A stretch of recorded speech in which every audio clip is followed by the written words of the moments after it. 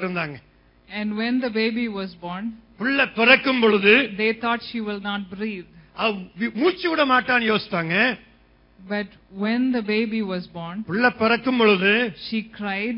அவள் சத்தமாய் அழுதாள். She pinked up. திடீர்னு அவ மூஞ்சி எல்லாம் அப்படியே பிங்க் ஆச்சு.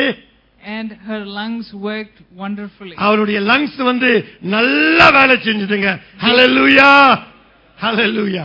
They thought she would be a 2-pound baby. அவங்க 2 பவுண்ட் பேபியா தான் இருக்கும்னு யோசித்தாங்க. She weighed 6 pounds 14 ounces. 6 pound 14 ounce அவ வே பண்ணி இருந்தா பிறக்கும் பொழுது. ஹalleluya. And she is sitting right here. அவள் இங்க உட்கார்ந்து இருக்கறா. She is a normal child. இப்போ நார்மலா உட்கார்ந்து இருக்கறா. She is a healthy child. She is a healthy, நல்ல பலனோட இருக்கறா. She is a joy to all that see her. அவளை பார்க்கிறவங்க எல்லாருக்கும் சந்தோஷமாய் கர்த்தர் அவளை மாத்தி வைத்திருக்கிறார். My dear brothers and sisters, சகோதரனே சகோதரியே, what you are holding in your hands here, கரங்களிலே நீங்க பிடித்து இருக்கிற காரியத்தை, அது வசனத்தை, this Bible, இந்த வசனம், this Bible is life. இது ஜீவன் என்று சொல்லுகிறேன். John 6:63 says, யோவான் 6:63 சொல்லுகிறது, this word is life. இந்த வார்த்தை ஜீவனாய் இருக்கிறது. No matter what you're facing today, நீ என்ன விதமான சூழ்நிலைகளை நீ சந்தித்துக் கொண்டிருந்தாலும் பரவாயில்லை, you have life because of Jesus. உனக்கு இயேசு நிமித்தமினால் உனக்கு ஜீவன் இருக்கிறது. No sickness can cause death.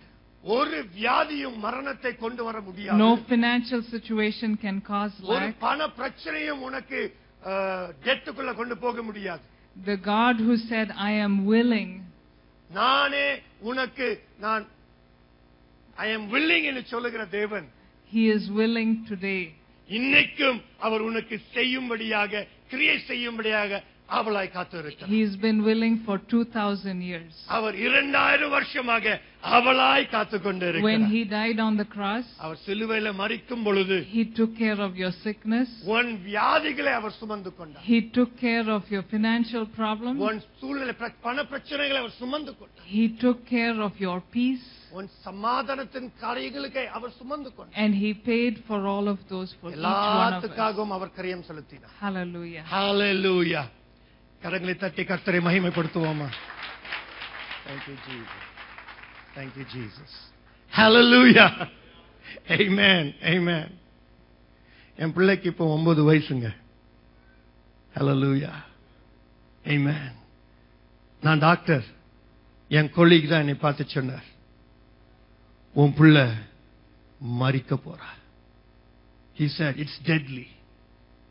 வயிறு வீங்கி இருந்தது, பிள்ளையுடைய வயிறு வீங்கி இருந்தது. அந்த இது நாங்க அல்ட்ராசவுண்ட்ல பார்க்கும் பொழுது இம்மீடியட்டா எங்களுக்கு தெரியும், பிழைக்க முடியாது. சகோதரனே, உலகத்துல நமக்கு அநேக செய்திகள் வரலாம். டாக்டர் நம்மை பார்த்து சொல்லலாம், இது நடக்காது, இது கூடாத காரியம் என்று சொல்லலாம். உங்க நண்பர்கள் உன்னை பார்த்து சொல்லலாம், இட் இஸ் இம்பாசிபிள் என்று சொல்லலாம். உங்கள் சுத்தி இருக்கிற மக்கள் உங்களை பார்த்து செய்திகளை கொடுத்துக் கொண்டிருக்கலாம்.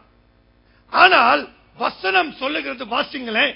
ஏசாயா புஸ்தகம் 53 அதிகாரம் 1 வசனத்தை மறுபடியும் வாசிக்க கேட்கலாம்.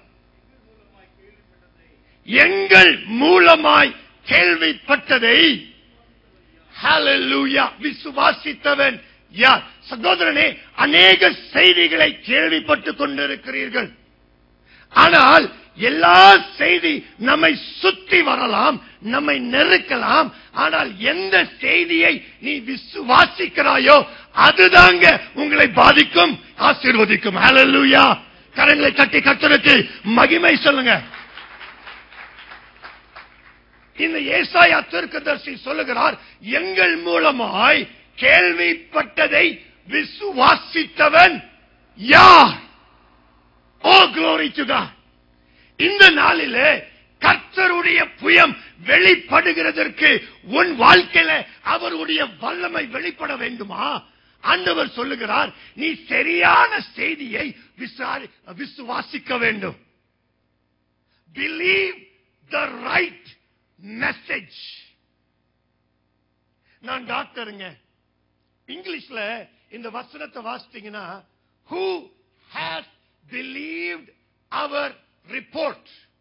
எல்லாம் சொல்லுங்களேன், ரிப்போர்ட். செய்தி சொல்லுங்களேன், திரும்பி சொல்லுங்களேன், ரிப்போர்ட் சொல்லுங்களேன். டாக்டருடைய ஆபீஸ்க்கு போனா என்ன சொல்லுவாங்க? ரிப்போர்ட் கொடுப்பாங்க. நான் நிறைய பேருக்கு ரிப்போர்ட் கொடுத்திருக்கிறேன். ஒரு நாள் நான் டாக்டருடைய ஆபீஸ் நானும் என் மனைவியை போகும்போது எனக்கு ஒரு ரிப்போர்ட் கொடுத்தாங்க. உன் பிள்ளை பிழைக்க முடியாது என்று சொன்னாங்க. சகோதரனே, என்ன விதமான ரிப்போர்ட் கூட வந்தாலும் பரவாயில்ல, நீ எதை விசுவாசிக்க போகிறேன்னு தீர்மானம் பண்ணிக்கோ. ஹல்லேலூயா. எங்கள் மூலமாக, பரிசுத்த ஆவியின் மூலமாக கேள்விப்பட்டதை நீ விசுவாசித்தீனா கர்த்தருடைய புயம் வெளிப்படும். ஓ glory to God.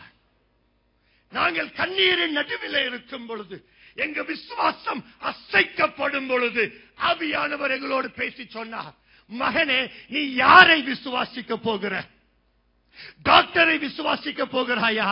என் வசனத்தை விசுவாசிக்க போகிறாய்?